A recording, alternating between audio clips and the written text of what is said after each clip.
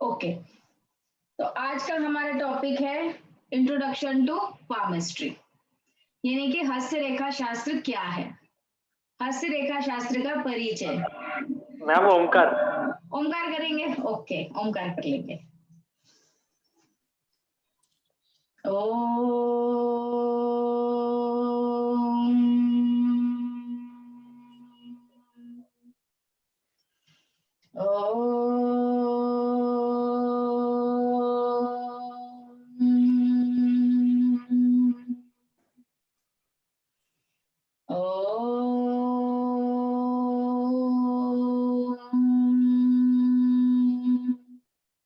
शांति शांति शांति। आज का हमारा टॉपिक है हस्तरेखा का परिचय, यानी कि हस्तरेखा क्या है। अब आप यदि ज्योतिष शास्त्र की खूबी देखेंगे तो ज्योतिष शास्त्र में खूबी क्या है कि एक पर्टिकुलर समय में कोई व्यक्ति जन्मा तो उसकी कुंडली बन जाएगी, ठीक है। अब यदि समझो कि 500 लोग पूरे उसी समय पे उसी समझो कि आज की जो तिथि है, आज की जो तारीख है, अभी तारीख क्या है, आज 7 तारीख है, 7 मार्च 2021 को 3:10 पे और कुछ कुछ सेकंड पे 500 बच्चे एक साथ पैदा हुए। तो क्या ये 500 बच्चों का भाग्य एक जैसा रहेगा? हो नहीं सकता।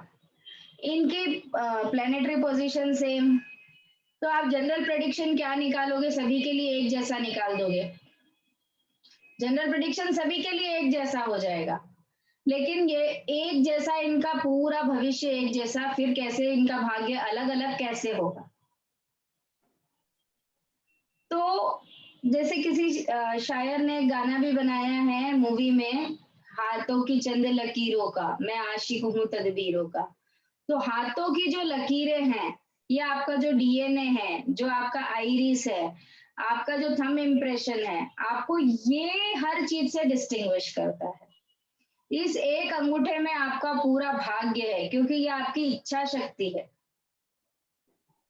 तो भाग्य कैसे बदलेगा? क्योंकि यदि आप आधार कार्ड बनवाते हो तो आपका डिस्टिंग्विश कैसे होता है?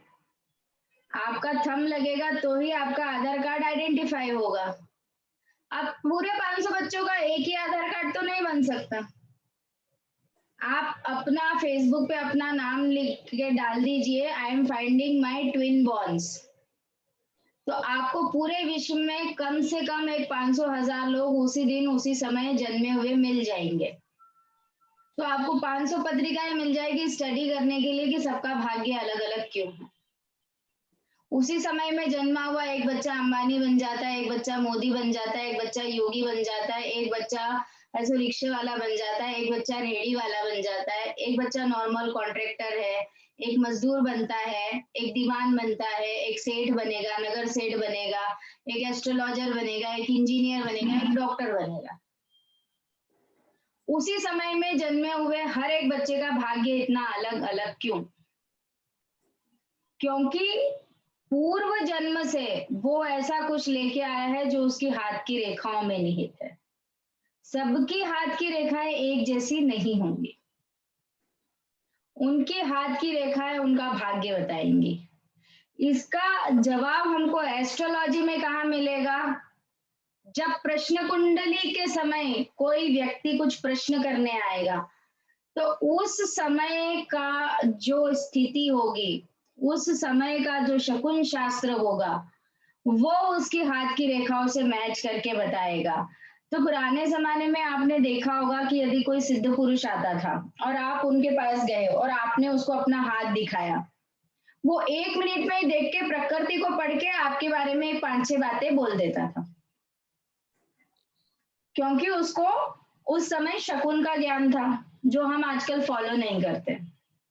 शकुन का ज्ञान होना बहुत जरूरी है। हाथों में कुछ ऐसी चीजें होती है जो हमको कुंडली से मैच करनी पड़ती है।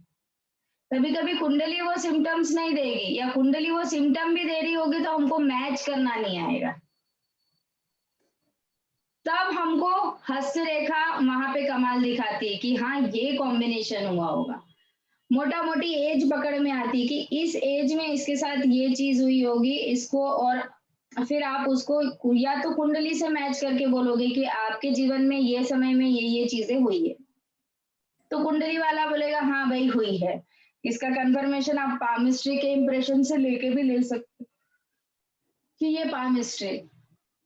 पामिस्ट्री में बता देगा कि आपके 6 साल में ये हुआ था, 12 साल में ये हुआ था, 15 में ये हुआ था, 18 में ये हुआ था, या आपने जीवन की शुरुआत कब की थी, इंडिपेंडेंट कब हुए, पैसा कमाना कब चालू करा, आपके घर हाथ में धन है कि नहीं है, पत्नी सुख है कि नहीं है, आपका कैरेक्टर कैसा है, आप किस टाइप के इंसान हैं, ऐसी सारी चीजें हाथों में भी रहती है।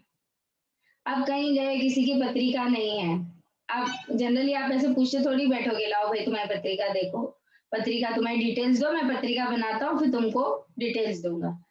किसी के भी पास आप बैठे हैं और आप उनके हाथ को ऑब्जर्व कर लेते हैं कि इसकी इनके हाथ में ये चीजें या ये रेखा जा रही है, मोटा मोटी आपको व्यक्ति की पकड़ आ जाएगी कि ये व्यक्ति कैसा है।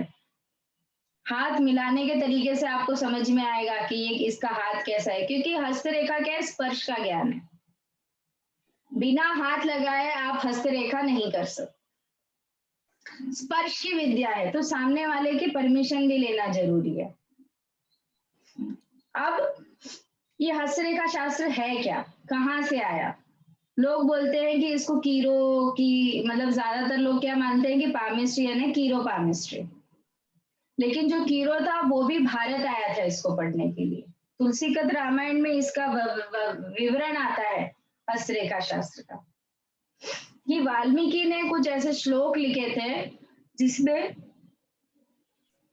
हस्तरेखा के बारे में बताया हुआ है कि हस्तरेखा शास्त्र क्या है। उसने कुछ चर्म पत्र पे, कुछ पन्नों पे, ताम्र पत्र पे हस्तरेखा के लक्षण लिखे थे उस जमाने के हिसाब से, कि कौन छत्रपति होगा, कौन गरीब होगा, कौन राजा होगा, कौन राजसूय यज्ञ करेगा, कौन विश्व पे राज करेगा, कौन है सो सेना अध्यक्ष होगा, किसका मन व्यथित होगा, कौन खुश मिजाज व्यक्ति होगा, किसके पास पैसा होगा, किसके पास अच्छी स्त्री होगी, किसके पास नहीं होगी।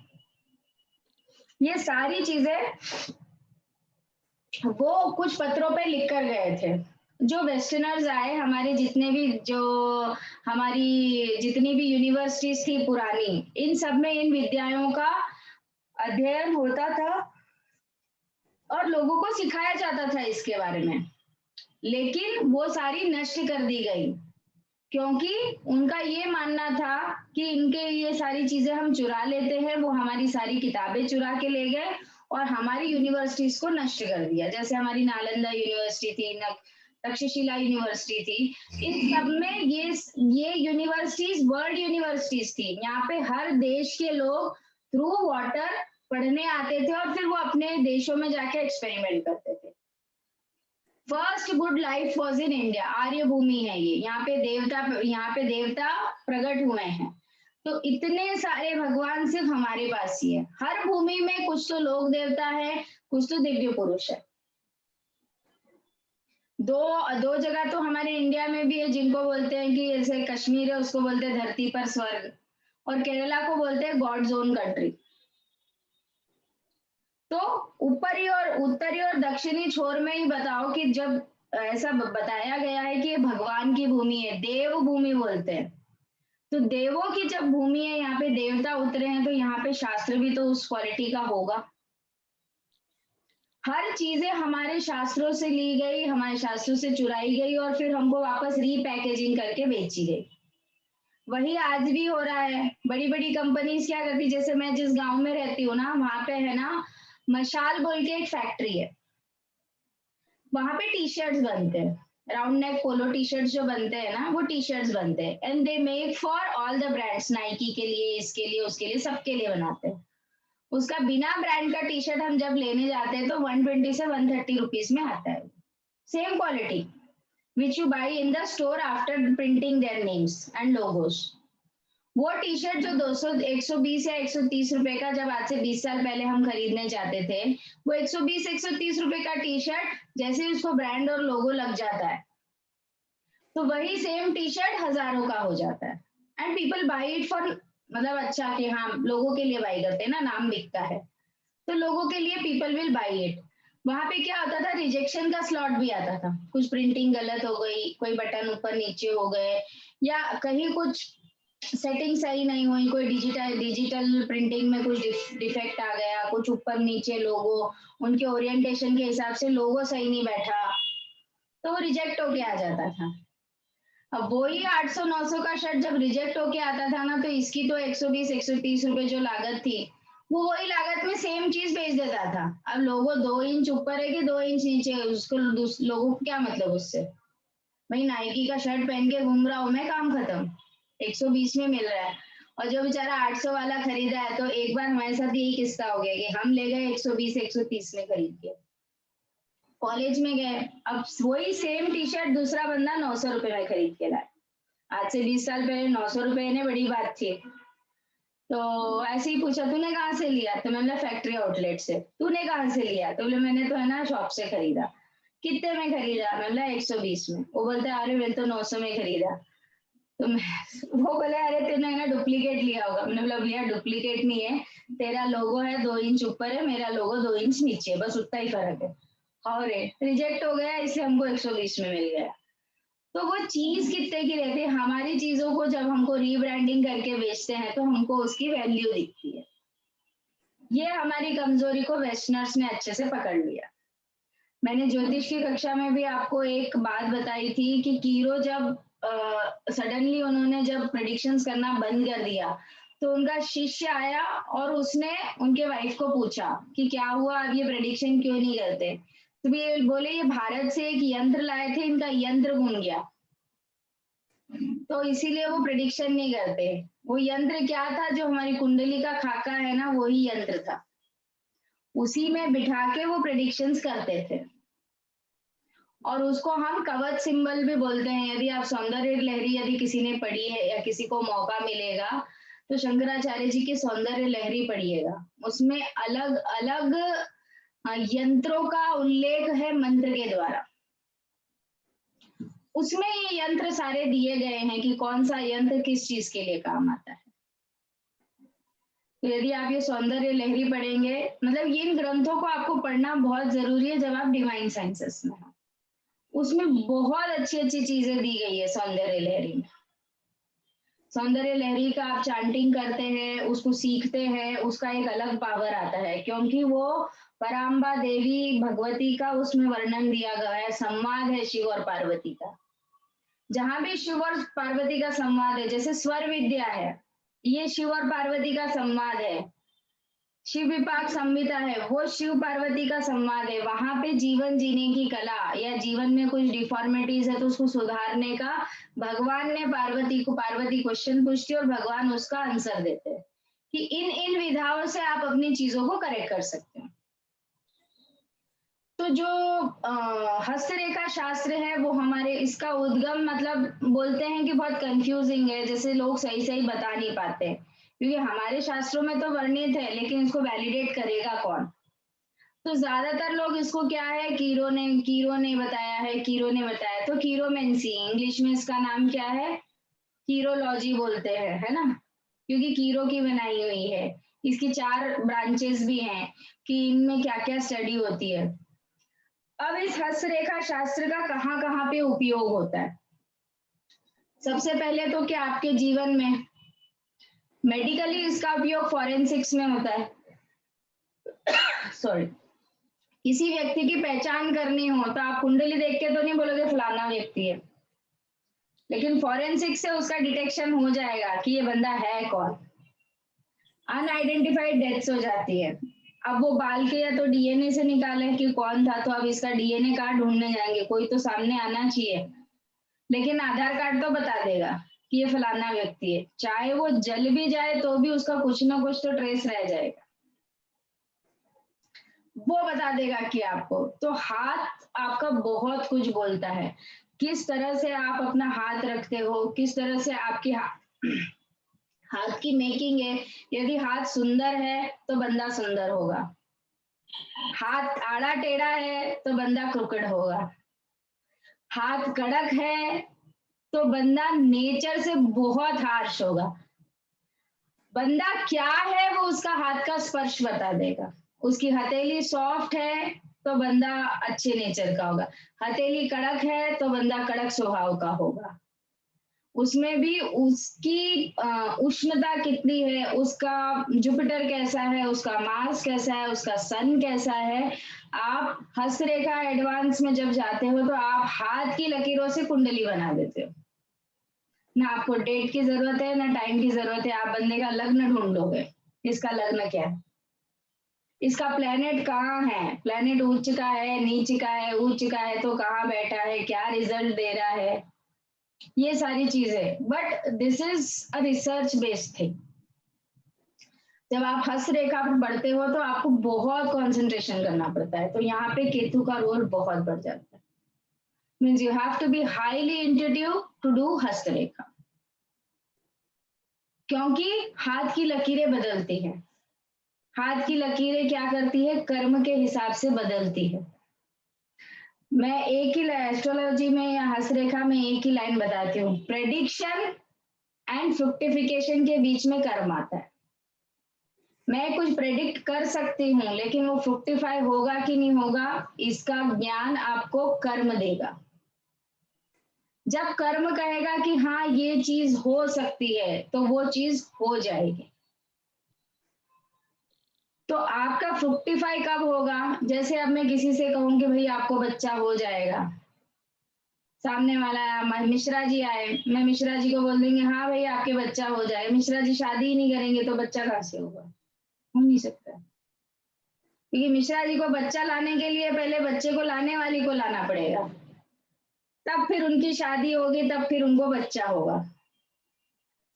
तो जो प्रेडिक्शन होता है उसको फ्रुक्टिफाई करने के लिए कर्म का होना बहुत जरूरी। हस्त रेखा में भी बहुत सारी चीजें दिखती हैं और बहुत सारी चीजें आती है और चले जाती हैं। जैसे शकुन शास्त्र में ये बोला जाता है कि यदि लेफ्ट हैंड में कुछ खुजली हो ना तो ऐसे लगता है कि आपको कुछ आने वाला है, और राइट हैंड में कुछ हो तो ऐसा लगता है कि कुछ जाने वाला है। इसको आप किस चीज से रिलेट करोगे, क्योंकि लेफ्ट हैंड है आपका पूर्व का कर्म। जब आप मरे थे और जब आप जन्मे हो तब आप इस हाथ को लेके आए हो। तो जब भी यहाँ पे कुछ इचिंग होगी या कुछ मीठी सुखद एहसास होगा, उसका मतलब है कि पुराना कर्म कट गया, कुछ पेंडिंग कर्मा था वो कटा। तो इसीलिए ये आपके लिए फायदे वाली बात है। जब भी वाम अंग फड़कता है तो ये पुराने को बताता है, पुरानी चीजों को बताता है। जब बोलते हैं ना कि कोई खुशखबरी मिलने वाली हो तो उल्टे दाएं भाग में कुछ कुछ होता है, आंख फड़कती है या जो भी होता है, यानी कि मैंने किसी को पैसा उधार दिया था, आज मैंने उसके बारे में मैनिफेस्ट करा, मेरी आंख फड़क रही है तो मेरा पुराना पैसा मेरे पास वापस आ रहा है, चाहे किसी को भी दो। और जब बायां अंग फड़कता है तो हम क्या बोलते हैं, कुछ ना कुछ ऐसा घटने वाला है जो अप्रिय है। तो जब इस हाथ में जब होगा ना तब हम क्या बोलते हैं, हमने ऐसा कोई कर्म बना लिया जो बंधन का कारक बन गया, इसलिए इसको नेगेटिव बोला गया। क्योंकि कर्म का हाथ ये है, आप किसी भी काम के लिए पहले क्या करते हो, सीधा हाथ आगे बढ़ाओगे, ये आपका कर्म का हाथ है और ये आपका पुण्य का, यानी कि ये भगवान का हाथ है। ये भगवान आपको पुराने जन्म का बैलेंस दिया। अभी आप अपने हाथ की रेखा आज क्लास के बाद देखना, दोनों हाथ की रेखाओं में डिफरेंस रहेगा, कुछ समानता रहेगी लेकिन कुछ डिफरेंस रहेगा दोनों हाथों में। कहीं कोई लाइन आगे पीछे होगी, एक बनी होगी, एक कम बनी होगी, एक ज्यादा बनी होगी, तो दोनों हाथों में डिफरेंस रहेगा। हमारे पूर्वजों ने क्या बनाया, आपको आपका जीवन यदि बनाना है तो सुबह पहले उठ के क्या करना है, कराग्रे वस्ते लक्ष्मी, कर मध्य सरस्वती, कर मूले च गोविंदम, प्रभाते कर दर्शनम। यानी पुराने को भी हम प्रणाम कर रहे हैं और आने को भी। तो आज आज जो हम जी रहे हैं ये कल के सीसॉ में जी रहे हैं, जो कल एक चला गया और जो कल एक आने वाला है। इन दोनों को बैलेंस क्या करता है, हमारा आज करता है। यानी कि हमारा कल का जो कर्म था यदि हम उसको पहचान ले और आज एक कर्म सही करे तो आने वाले कल हमारा बहुत अच्छा होगा। ये दो कल के बीच में हम आज में जीते। तो हस्तरेखा का भी ऐसा ही है कि जब इस हाथ में हो यानी लेफ्ट हैंड में जब हो रहा है तब ऐसा कुछ है कि आपने कर्मा कैंसिलेशन किया। तो इसीलिए हम इसको क्या बोलते हैं कि अरे ये प्रॉफिट का साइन है, ये अच्छा है, या लेफ्ट वाम अंग फड़कना अच्छा होता है। लेकिन जब राइट साइड होता है तो हम क्या बोलते हैं कि ये अच्छा नहीं है। क्यों अच्छा नहीं है? कि ऐसा कुछ कर्म बांध लिया जो आगे भविष्य में कुछ ना कुछ हमको इसका रिजल्ट देगा। तो कभी भी सीधे हाथ का फड़कना अच्छा नहीं बोला जाता, चाहे आंख फड़को, चाहे हाथ फड़को, चाहे कुछ भी फड़को, क्योंकि ये कर्म का हाथ है ना, तो हाथों से ऐसा कुछ कर्म हुआ है। फिर आप कोई भी कर्म करने के लिए इन 5 उंगलियों का उपयोग करते हो। ये 5 उंगलियां क्या है? ये है शुक्र। अंगूठा जो है वो शुक्र है। फर्स्ट उंगली जो है वो बृहस्पति अनामिका। मध्यमा शनि है। तर्जनी जो है वो बृहस्पति है। मध्यमा शनि है। अनामिका सूर्य है। और कनिष्ठिका जो है ये मरकरी है, बुध है। ये 5 ही प्लैनेट काम करते हैं। चंद्र और सूर्य इसमें कहीं है नहीं, चंद्रमा आता नहीं है। चंद्रमा मुट्ठी में है ना, मन है ना, तो चंद्रमा मुट्ठी में है। मन को मुट्ठी में काबू करना, मन को काबू करना बोलते हैं हम। तो मन किन से काबू होगा? इन सब से काबू होगा। राहु केतु यहाँ पे बीच में बैठते हैं। आप कोई भी काम क्या करते हो ये 5 उंगलियों के द्वारा करते हो। यानी ये 5 आपके बहुत फायरी प्लैनेट्स, ये आपके कर्म के प्लैनेट्स हो गए। इसमें ऊर्जा शक्ति कौन है? मंगल है। तो यहां से यहां तक का मंगल का मैदान है। शुक्र से लेके बुध तक मंगल का मैदान है। राहु एकदम बीचों बीच रहता है, सेंटर में, और केतु मणिबंध पे रहता है। ये आपकी प्लैनेटरी पोजीशंस है। इसमें आप घर को भी मैप कर सकते हो, कहाँ दिक्कत है तो घर को भी मैप कर सकते हो। ये प्लैनेट्स क्या बोल रहे हैं? ये प्लैनेट्स ही हैं जो हर चीज बताते हैं। ये प्लैनेट्स हैं जो बहुत चीजों का मार्गदर्शन करते हैं।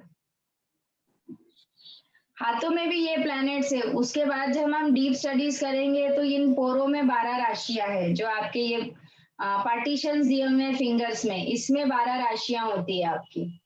एक हाथ के ऊपर 12 राशियां, इनमें क्या चिन्ह बने हुए हैं, इनमें कौन कौन सी चीजें हैं, ये सारी चीजें मिला के आपकी एक जन्म कुंडली बनती है।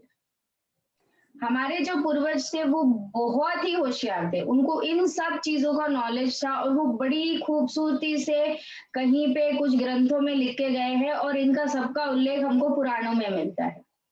भविष्य पुराण में मिल जाएगा आपको, ज्योतिष तत्वांग में मिल जाएगा, नारद पुराण में मिल जाएगा, अग्नि पुराण में मिलेगा, मत्स्य पुराण में मिलेगा। आप इन पुराणों को पढ़ो तो सही। इन सब में कहीं ना कहीं कुछ ना कुछ बात कही गई है। इवन बृहद पाराशर होरा शास्त्र में भी इसके बारे में लिखा गया है कि हस्त रेखा या हस्त शास्त्र, इसको क्योंकि सामुद्रिक शास्त्र बोला गया है, जो शरीर लक्षण से देखा जाता है। जैसे बहुत सारे लोग फेस रीडिंग करते हैं, चेहरे को देख के रीडिंग कर देंगे, आपका कपाल कैसा है, बाल की शेप कैसा है, आपकी नाक कैसी है, आपकी ग्रीवा कैसी है, आपके ये जो गाल है इनका शेप कैसा है, उठे हुए हैं, दबे हुए हैं। वो पूरे प्लैनेट्स आपके खाली, और बहुत लोग तो सिर्फ इतने में ही पूरे 9 प्लैनेट बिठा देते हैं। कपाल के अंदर पूरे 9 प्लैनेट बिठा के बोल देते हैं। आपका खाली फोरहेड देखेंगे और बोल देंगे आपका शनि यहाँ है, मंगल यहाँ है। मतलब मुझे तो वो लेवल तक पहुंचना है कि मुझे ऐसे खाली ये दिखे और मुझे सारा अपने पता चल जाए। वो लेवल पे आए नहीं है, लेकिन आना है वो लेवल पे। पता नहीं, आएंगे किसी दिन। आज निकला है, सिद्धि योग है ना। आज मैनिफेस्ट कर लो क्या क्या सीखना है, तो सारी चीजें आपके पास आ जाएगी। मैनिफेस्ट कर लो आज, क्योंकि आज सिद्धि योग है। कभी कभी अमृत सिद्धि योग आता है, तो उसमें भी हमको मैनिफेस्ट करना होता है। जैसे इस शिवरात्रि को बहुत सारे योग बन रहे हैं सुबह से शाम तक। तो आपको क्या क्या चीजें, आपको इस ऑकल्ट साइंस में आपको क्या क्या सीखना है, शिवरात्रि में आप मैनिफेस्ट करना, आपको मिलेगी वो सारी चीजें।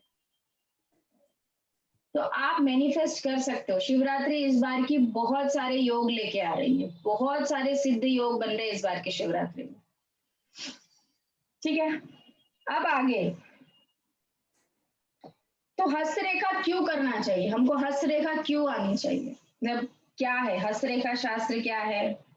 स्पर्श का विज्ञान है, हाथों की लकीरों का पढ़ने का विज्ञान है, इसमें आप बहुत सारी चीजें, लेकिन हस्तरेखा शास्त्र आना क्यों चाहिए? मतलब क्यों जिज्ञासा, क्यों आप पढ़ना चाहते हो?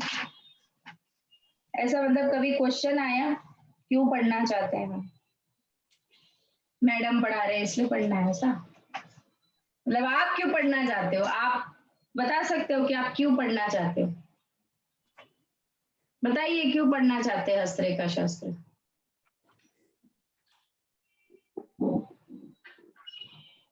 पंचांग के बाद एक ही है जो चीज है वो बताएगा प्लानिटरी। क्या? पंचांग देख के तो बता सकते हैं प्लानिटरी कहाँ है।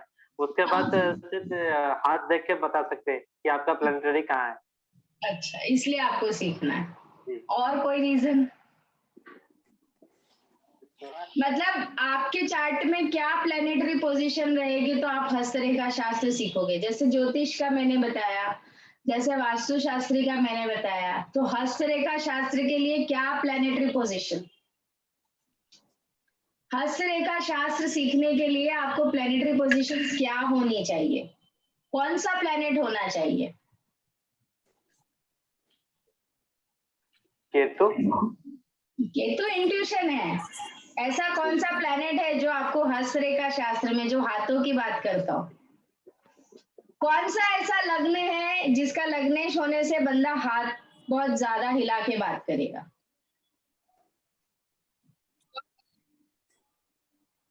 बोलिए सैम जी। Third house. बोलिए बोलिए, आप बोलिए। तीसरा हाउस। तीर मत मारिए, बोलिए, तुक्के उक्के मत लगाइए। लगा सकते हैं, हम जानते नहीं है तो कहाँ से बोले। अरे आपको पता है सैम जी, ऐसे मत बोलिए। पराक्रम तीसरा।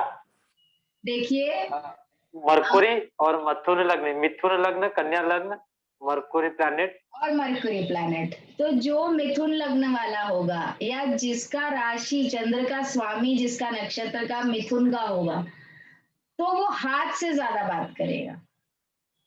क्योंकि कम्युनिकेशन कम्युनिकेशन जब भी वो बात करेगा तो हाथों का इस्तेमाल करेगा। अब मेरा तो मेष लग्न है, लेकिन मैं कम्युनिकेशन भी करती हूँ और हाथों का इस्तेमाल भी करती हूँ बात करने में। बुध का पंचम से कनेक्शन, किसी भी विद्या का कनेक्शन। अब हस्तरेखा शास्त्र में क्यों आए? तो बुध केतु स्टार में है, तो इसीलिए इंट्यूशन, बुध केतु के साथ जब भी कॉम्बिनेशन बनाएगा ना तो इंट्यूशन देगा।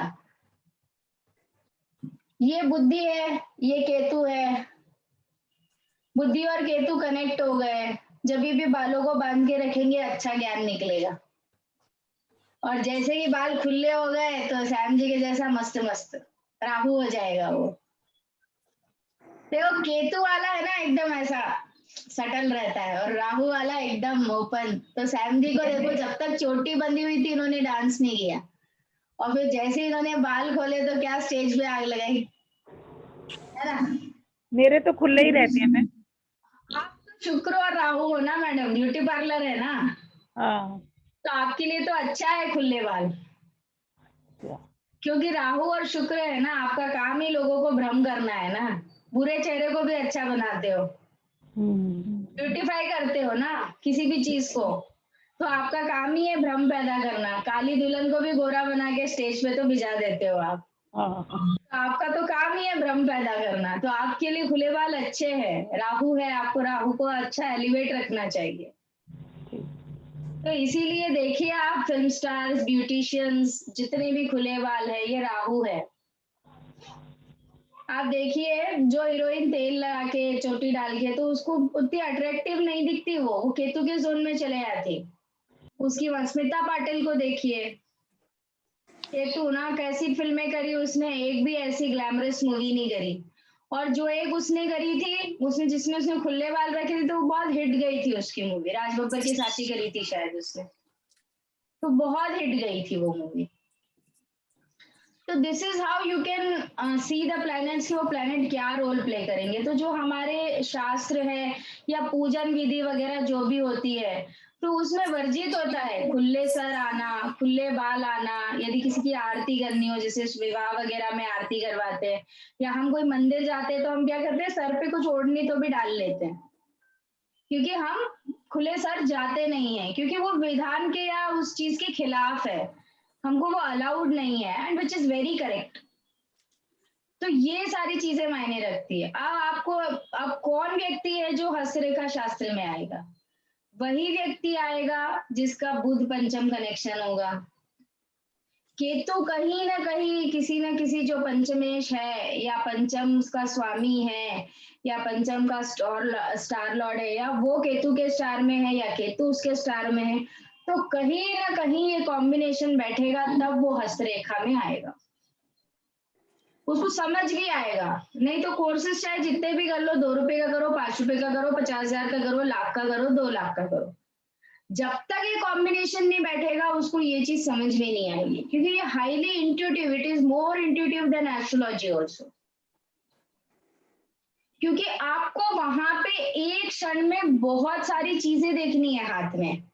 चक्र क्या है, शंख क्या है, पताका है क्या, ध्वज है क्या, मंदिर है क्या, स्टार है क्या, क्रॉस है क्या, क्रॉस कहाँ अच्छा होता है, स्टार कहाँ अच्छा होता है, पताका कहाँ अच्छी होती है, मंदिर है क्या, ध्वज है क्या, आपको बहुत सारी चीजें देखनी होती है।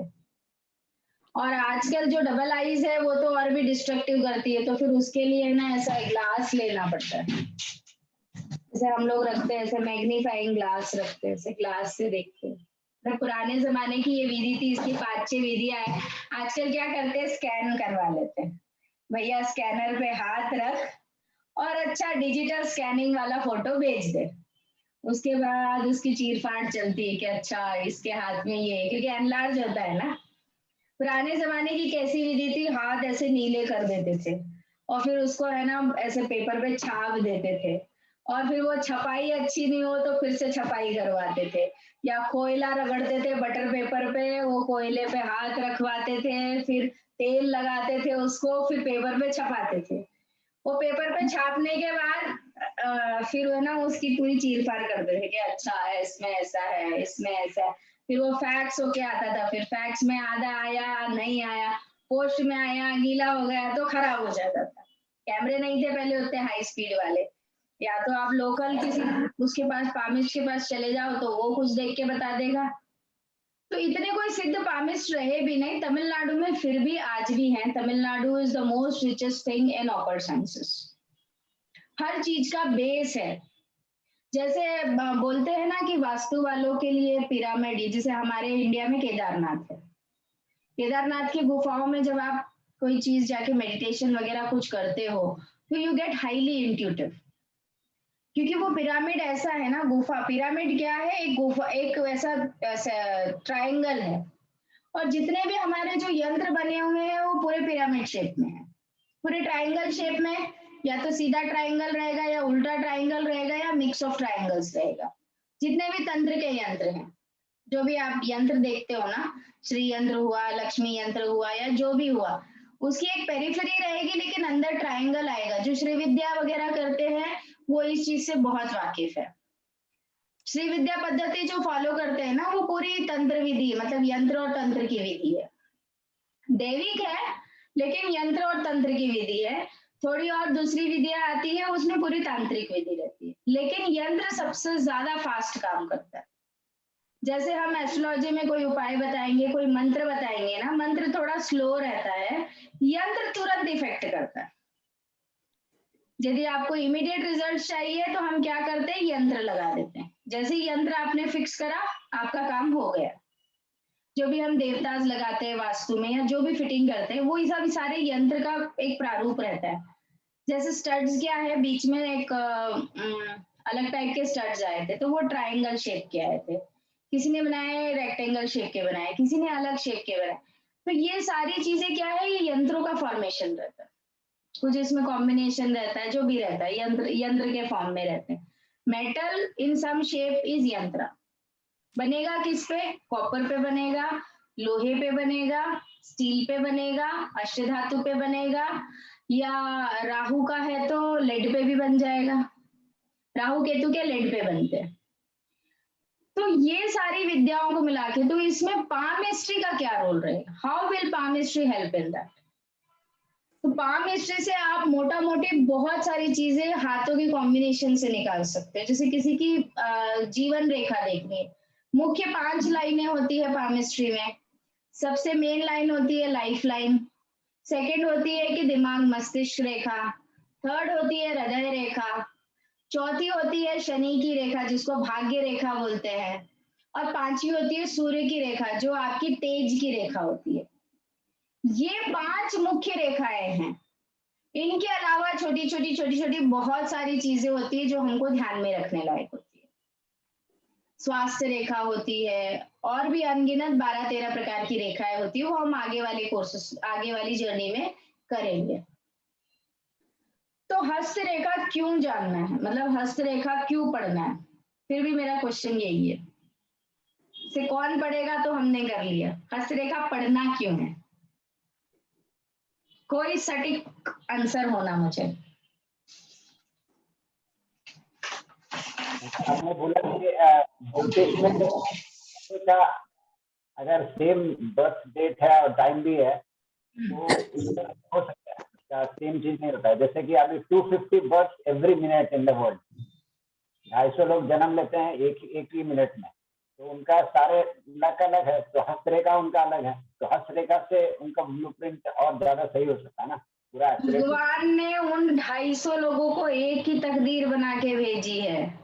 देश काल परिस्थिति, उसका पर्यावरण कैसा है, क्योंकि उन सब जब लोगों का भाग्य रचा था तो भगवान ने एक जैसा रचा, लेकिन वो क्या कर्म लेके आया है और वो क्या कर्म करेगा, ये जांचने के लिए हमको हस्तरेखा सीखना जरूरी। क्योंकि ये जैसे कुछ बहुत बड़ा कंफ्यूजन है कि लेडीज के लिए सीधा हाथ देखना चाहिए, लेडीज के लिए उल्टा हाथ देखना चाहिए, जेंट्स के लिए सीधा हाथ देखना चाहिए। क्यों? क्या लेडीज काम नहीं करती? चाहे घर में करो चाहे बाहर करो, बैठी तो नहीं रहती ना, पैसे नहीं कमा रही, इसका मतलब ये थोड़ी है कि वो कर ही रहती है। फिर इसको इस चीज से जोड़ा गया कि जो लेडीज व्यवसाय करती हैं या जो पैसे कमाती है उनका सीधा हाथ देखना चाहिए, और जो घरेलू औरतें हैं जिनका सिर्फ पुरुषों पे डिपेंडेंट है उनका उल्टा हाथ देखना चाहिए। वाजिब भी लगता है, बात मानने लायक भी है। क्यों मानने लायक है? क्यों बोल तो इसका कर्म ही इसके हस्बैंड से जुड़ा हुआ है। इसका दिमाग ही इतना चल रहा है कि पति बोल देगा यहाँ जाना है, वो सज धज के तैयार हो जाएगी, चले जाएगी। पति ने बोला ये सामान लेके आ जाओ, वो बाजार जाएगी, लेके आ जाएगी। मतलब इसका अपना कुछ कर्म ही नहीं है, तो इसकी रेखाएं बदलनी ही नहीं है। अब इसकी रेखाएं कब बदलेगी? जब ये थोड़ा सा दिमाग लगा ले और अपने से कुछ काम कर ले, थोड़ी सी प्रोडक्टिव हो जाए, थोड़ा कुछ, तो ये अपना से जब कुछ करेगी ना तब इसका रेखाएं बदलना चाहिए होगी, जब ये कर्म करेगी। तो ये क्या करते, ज्यादातर घरेलू औरत क्या पूजा पाठ में रह जाती कि भाई पूजा कर ली, फलाना ये कर लिया, वो कर लिया। उनका कर्म सुधारने का तरीका वो होता है, वो भी एक तरह से एक कर्म ही है। तो कर्मों का डिफरेंशिएशन करने के लिए आपको हाथ की रेखाएं देखना जरूरी है। पूर्व का जो कर्म है और इस जन्म के कर्म है, क्योंकि आप अपने हाथ को यदि एनालाइज करके देखोगे तो आपकी रेखाएं समान नहीं है। अब एक बहुत अच्छा बताती हूँ कि जिसके हाथ में पूर्ण चंद्र बनता है ना हाथ की रेखाओं में, उसका जो जीवन साथी है वो उससे अच्छा सामंजस्य बना के चलेगा, क्योंकि दोनों रेखाओं में, यानी कि ये जीवन साथी पुराने जन्म का भी कुछ है, रिश्ता है, इसीलिए पूर्ण चंद्र बनाना है ना वो, इसीलिए पूर्ण चंद्र बनाएगा, क्योंकि वो हृदय रेखा है। जब हृदय रेखा पे पूर्ण चंद्र बनेगा तो ऐसा कोई है, क्योंकि इस जन्म में यदि पति पत्नी की अच्छी निभ रही है, यानी ये पुराने जन्म में भी प्रेम प्यार से ही रहते थे, और जिसके घर में डंडे बज रहे हैं या जिसके घर में कलेश मच रहा है, मतलब दोनों में से एक कोई पुराना पापी है। जो भुगत रहा है वो पुराना पापी है, और जो भुगता रहा है, वो नया पापी, वो नए कर्म कर रहा है, अगले जन्म में इसकी बारी है। ये वो बकरी और कसाई वाला हिसाब है। इस जन्म में मैंने तुझे काटा, अगले जन्म में तू मुझे काटना। ये बकरे और कसाई वाला हिसाब है। तो जब भी आप किसी से रिलेशनशिप में हो या आप किसी से रिलेशन बनाते हो और किसी कारण, किसी गलत काम के कारण आपका रिश्ता टूटता है, तो ये समझ लेना कि अगले जन्म के लिए आपका रास्ता तय हो गया। इस जीवन में ही क्षमा मांग लो यदि कभी गलती से कोई गलती हुई है तो, या जानबूझ के भी हुई है तो इस जीवन में उस गलती को सुधार लो, नहीं तो अगले जन्म में सेम फिनांस भरने के लिए आप रेडी है। क्योंकि देयर इज नो स्वर्ग एंड नरक इन कलयुग, एवरीथिंग इज इन दिस युग ओनली। गरुड़ पुराण में एक प्रेत पुराण आता है, उसमें 16 तरह के नरक बताए गए हैं कि आपको ये काम करोगे तो ये नरक में जाओगे, ये काम करोगे तो, और अलग अलग जितने भी धर्म है सब में वो बताया गया है कि कर्म के अनुसार आपको क्या मिलेगा। तो एक उसमें आता है कि यदि आप किसी का खराबा करते हो तो आपको सुइयां चुभेंगी, आपको तीरों से खोदा जाएगा। आज की जो डायबिटीज की बीमारी वो किसी नरक से कम है क्या?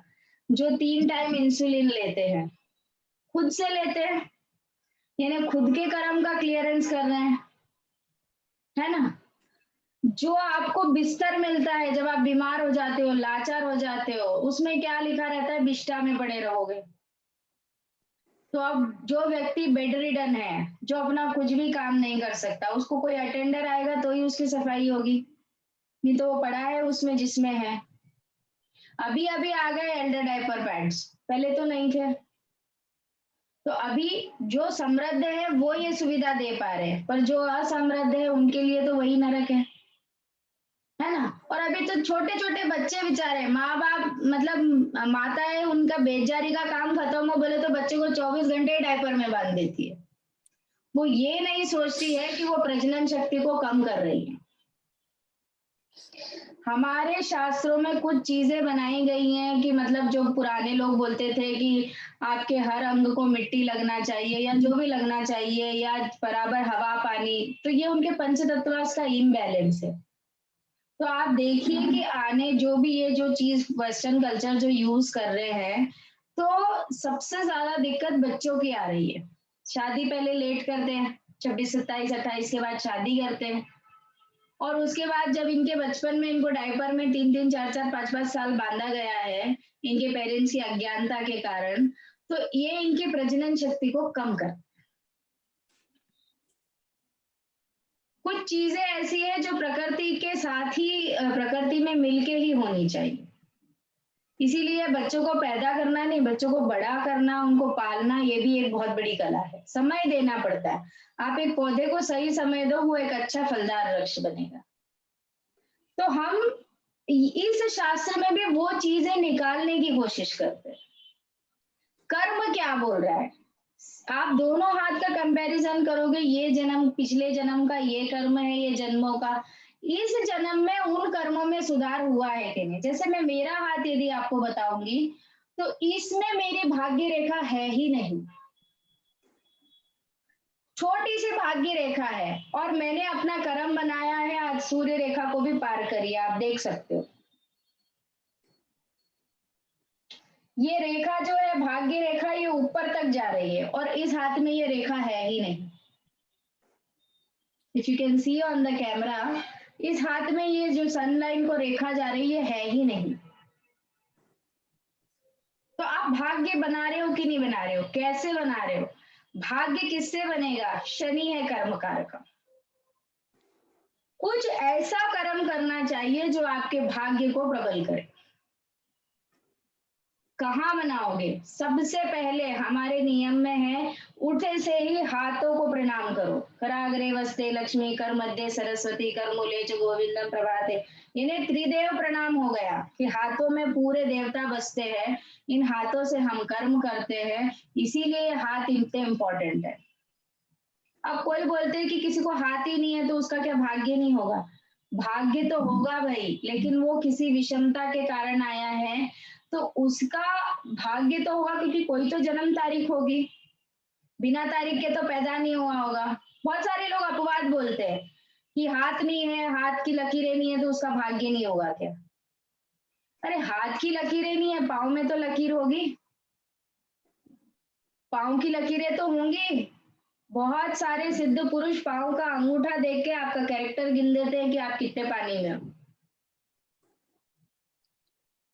क्योंकि भगवती गंगा कहाँ से निकली? विष्णु पुरुष विष्णु भगवान के अंगूठे से निकली ना।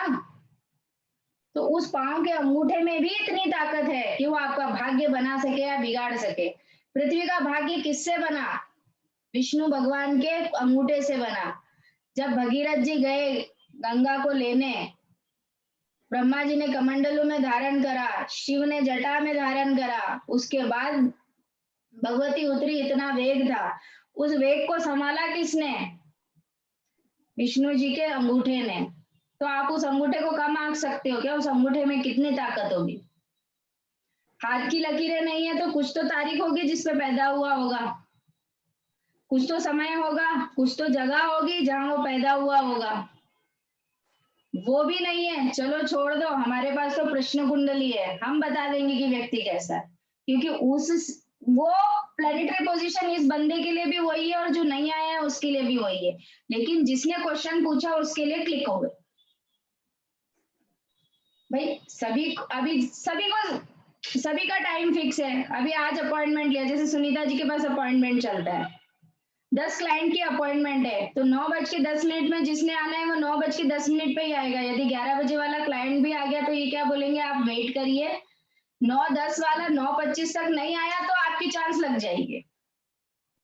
पर 10-15 मिनट का मार्जिन तो ये भी देंगी, समझो क्लाइंट ट्रैफिक में फंस गया या कुछ भी हो गया, तो जिसने क्वेश्चन पूछा उसके लिए वो क्लिक हो जाएगा। It is time bound and time waste, definitely ये चीज होगी ही होगी।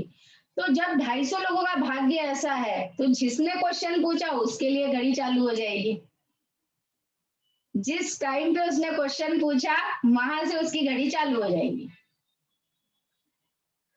तो हस्त रेखा शास्त्र एक संपूर्ण शास्त्र है। शरीर मतलब ये सामुद्रिक का सबसे बड़ा, और मेरा है ना इस विद्या में आने का सबसे बड़ा रीजन ही हस्त रेखा शास्त्र। मैं कॉलेज में एडमिशन लेने गई थी तो मैं बोला था मेरे को पामिस्ट्री सीखनी है, तो बोले आप पहले है ना ज्योतिष सीख लो फिर हम पामिस्ट्री सिखाएंगे। ठीक है, ज्योतिष सीखने के लिए ज्योतिष सीख लिए, ज्योतिष सीखे, फिर पामिस्ट्री के सर बोले अभी तो मैं वास्तु की क्लास ले रहा हूँ मैडम, आप वास्तु सीख लो फिर हम पामिस्ट्री सिखाएंगे। ठीक है सर, पामिस्ट्री तो सिखा ही देना। अब वो सर की पता नहीं क्या, वो पामिस्ट्री उनको कहीं जाना पड़ गया, गुरु होते हैं ना थोड़े इगोइस्टिक होते हैं, उनको कहीं जाना पड़ गया, तो हमने हमारे जो मैनेजिंग सर थे उन्होंने पामिस्ट्री की क्लास अनाउंस कर दी थी। अब बोले ये सर आ रहे ही नहीं है, 2 महीने हो गए, अपन ने फीस ले ली लोगों से, मैडम क्या करें? मैं बोला सर मेरे को डिग्री चाहिए, पामिस्ट्री मेरे को आती है। तो सर बोलते आप ही पढ़ा दो। मैं बोला सर वो सर आएंगे बुरा मान जाएंगे, उनकी जगह मैं कैसे पढ़ा दूं? मैंने नहीं पढ़ा दो, उनको हम संभाल लेंगे। ठीक है, पढ़ाना चालू करा तो सर 3 महीने तक नहीं आए तो आधे से ज्यादा पोर्शन पढ़ा दिया हमने। अब वो सर आए तो उन्होंने अपने उस पे अहम पे बात ले ली कि आप मतलब कैसे पढ़ा दिया, मैंने बोला था मैं पढ़ाऊंगा ये। मतलब सर आप आए ही नहीं तो अब हम ऐसे ही बैठे रहे, आप पढ़ा दो। तो बोले नहीं अब आप ही पढ़ा दो। मैं बोला है ये क्या बात है, मैं ही पढ़ा दूं? मेरे को जो आता है वो पढ़ाऊंगी, उससे एक्स्ट्रा मुझे कुछ जानना है तो? बोले नहीं आप ही पढ़ा दो। तो मैं आज भी उनको धन्यवाद देती हूँ कि उनका आशीर्वाद रहा सर का, मैंने अपने नॉलेज को बढ़ाया। आज भी उनकी थैंकफुल हूँ, क्योंकि विषम परिस्थितियों में आदमी चमत्कार करता है। जैसे बोलते हैं ना कि आवश्यकता की जननी आविष्कार होता है, तो मैंने अपना नॉलेज बढ़ाया, मैंने अपने नोट्स बनाना चालू करे, बहुत सारा कंटेंट लिखा, ये लिखा वो लिखा, एग्जाम के जो 10-12 साल के पेपर्स थे वो सॉल्व करना चालू करे, एक मोटा सा रजिस्टर बना लिया और मटेरियल रेडी कोर्स के लिए। फिर पढ़ाना चालू करा, पढ़ाते पढ़ाते पढ़ाने के लिए और ज्यादा डबल मेहनत करनी पड़ती है तो और बहुत सारी मेहनत करी। फिर एक 30-32 किताबें ले आई, ये राइटर ने ये लिखा है, वेस्टर्नर्स की पढ़ी, इंडियन की पढ़ी, अपनी पुराण में से थोड़ी चीजें निकाली, तो फिर सारा मोटा मोटी हिसाब समझ में आया कि ये है पाम हिस्ट्री। फिर एक अभी किताब पढ़ रही हूँ कि पाम हिस्ट्री से पत्रिका लिखे, पत्रिका कैसे बनाएंगे, क्या कॉम्बिनेशन से पत्रिका बनाएंगे। तो ये जब कंप्लीट हो जाएगा तब हम ये भी सीखेंगे, मतलब आपके साथ मैं भी बहुत कुछ वापस सीखूंगी। तो पाम हिस्ट्री से हम करम, एक मिनट, हाँ एक इम्पोर्टेंट, पाम हिस्ट्री में हम अपना कर्म देख सकते हैं कि आप क्या पूर्व में कर्म लेके आए और आप अभी क्या कर्म कर रहे हो और इससे आपको क्या लाभ या क्या हानि हो सकती है, वो चीजें आप पाम हिस्ट्री में देख सकते हो। अब एक क्वेश्चन आएगा कि पाम हिस्ट्री इज ग्रेटर या astrology is greater, confusion. Palm history मतलब कौन सी विधा बड़ी है, वास्तु बड़ा है, पाम हिस्ट्री बड़ी है, एस्ट्रोलॉजी बड़ी है, न्यूमरोलॉजी बड़ी है, करना क्या बंदा? सब अपने अपने जगह पे ठीक है, सब अपनी अपनी, जैसे 5 उंगलियों के बिना एक कुआ बना के खा नहीं सकते हैं, मतलब वो स्वाद आएगा नहीं। दाल चावल खाने चम्मच से खाओ जैसे 2 उंगली से लेके, तो वो टेस्ट आता नहीं है। और जो ऐसे एक हाथ से मसल के, और इसका टेस्ट ही अलग है ना। तो ये 5 ग्रहों को, 5 प्लेनेट को, ये 9 प्लेनेट को जो साध लेता है वो किसी भी सब्जेक्ट में आगे बढ़ सकता है। अब आपको सबसे बड़ा चमत्कार बताती हूँ, हमारे दैनिक जीवनचर्या में जब आपको किसी को तिलक करना है तो आप कौन सी उंगली का यूज करते हो? सूर्य की उंगली का, इससे तिलक करोगे और अंगूठे से उसको ऊपर चढ़ाओगे। तो सूर्य क्या है? कीर्ति है। सूर्य से जब हम तिलक करते हैं किसी को, ऐसे हमने तिलक करा सूर्य से, तो सूर्य से जब हम तिलक करते हैं तो सूर्य से हम क्या बोलते हैं कि आपकी कीर्ति बढ़े। और शुक्र से जब हम करते हैं, जब हम किसी को अंगूठे से ऊपर लगाते हैं और ये दोनों से मिला के जब चावल लगाते हैं, ये तिलक करना है। यही विधि से क्यों बताया गया? क्योंकि शुक्र है वैभव, ये जीत आपकी कैसी हो? गौरवशाली हो, विजय तिलक जिसको बोलते हैं। और उसमें चंद्रमा की ये आपको धन धान्य दे, चावल क्या है? चंद्र है। और मार्स है वो रेड कलर। तो ये 4 प्लेनेट, 5 प्लेनेट मिलके आपको कीर्ति दे, विजय दे, इसीलिए तिलक। अब जब कभी भी किसी जो आप वो काम करते हो ना, मृत्यु वाले, जो जब कोई गुजर जाता है तो उसमें ये उंगली का यूज किया जाता है, इंडेक्स फिंगर है ना, इससे करवाते। इससे क्यों करवाते? क्योंकि ये जीव कारक है, बृहस्पति की उंगली है। बृहस्पति लोगों का आने का और जाने का जरिया है। अब जो सफेद चंदन होता है वो मरने के टाइम में लगाया जाता है और उल्टे हाथ से लगाया जाता है। क्यों बोल तो? डिस्कनेक्ट हुआ है वर्ल्ड से। आप तर्पण में क्या करते हो? उल्टे हाथ से तर्पण और अंगूठे से नीचे कभी भी। और जब आप जीवित या कोई विवाह वगैरह में संकल्प करते हो तो ऐसे करते हो।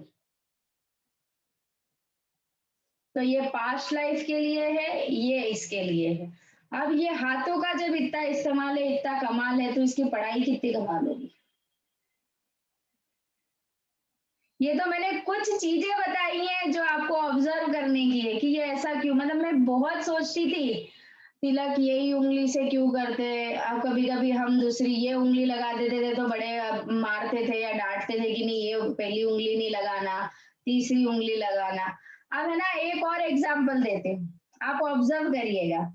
जिसकी ये लास्ट वाली उंगली ऐसी हटी हुई रहती है ना, वो बहुत पैसा खर्चा करता है, अननेसेसरी वेस्ट करेगा वो। और जिसको अपने जीवन में पैसा जोड़ना है वो ऐसे उंगली करना चालू कर दे।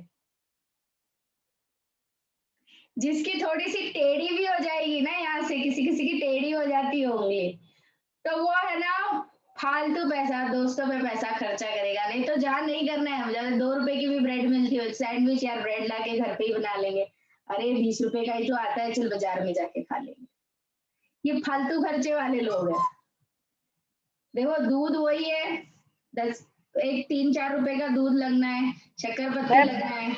मैं तो टेप से चिपका दूंगी।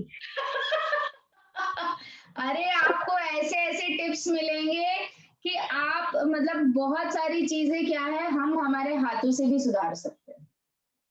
अब आप ऑब्जर्व करना चालू करेंगे, अब आप लोगों को पूछोगे कि है ना आप खर्चा ज्यादा करते हो, तो ये चीजें आपको ना कुंडली देखने की जरूरत है, ना वास्तु देखने की जरूरत है। बंदे से हाथ मिलाया और हाथ की पोजीशन देखी, तो मेरे भी है ना ऐसे छीटा छीटा रहता था, तो मैंने उसको ऐसे करना चालू करा। मैं बहुत पैसा खर्चा करती। अब पैसा कहाँ खर्च करेगा, पैसा कहाँ खर्च करेगा बोलो? कोई खाने पे खर्च करेगा, कोई कपड़ों पे खर्च करेगा, वो कैसे देखोगे? वो तो व्यक्ति पे देखना पड़ेगा। कोई ट्रैवल पे खर्च करेगा, कोई किसी चीज में, कोई विद्या ग्रहण में खर्च करेगा, तो कैसे खर्च करेगा वो कैसे देखो? ये बुद्ध क्या है? व्यापार है, पैसा है। तो बहुत सारे लोगों व्यापारियों को देखा होगा चीटी उंगली में कुछ ना कुछ नग पहनते हैं। वो कोई एमरल्ड पहनेगा, कोई जैसे मैंने मोती पहन रखा है ना, तो कोई ना कोई ये बुद्ध में कुछ ना कुछ पहनता है। तो इसका रीजन क्या कारण? अलग अलग चीजें हैं। तो अब आप इसमें कैसे डिस्टिंग्विश करोगे? अब आप ऑब्जर्व करना कि आप पैसा खर्च कहाँ करते हो तो आप स्पेंड थ्रिफ्ट हो, तो ये आपकी बुद्ध की उंगली क्या कह रही है? आपकी इंटेलेक्चुअल पावर क्या है वो आपका अंगूठा बताएगा। जब आप किसी से हाथ मिलाते हो तो आपके हाथ का टेक्सचर क्या है, ये आपका व्यक्तित्व बताएगा कि आप क्या है। मतलब इतनी सारी चीजें हैं इसमें जिसकी आप लिमिटलेस नॉलेज है ये।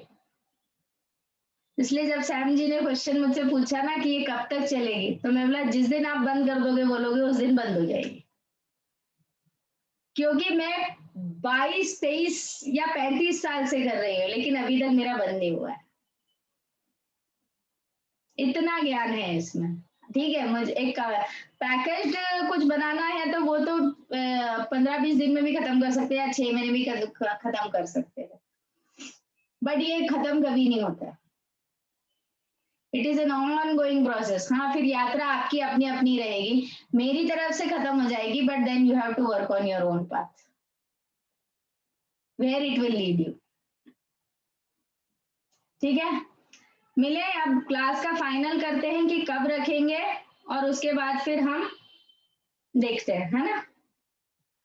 ठीक है, डन फॉर द डे।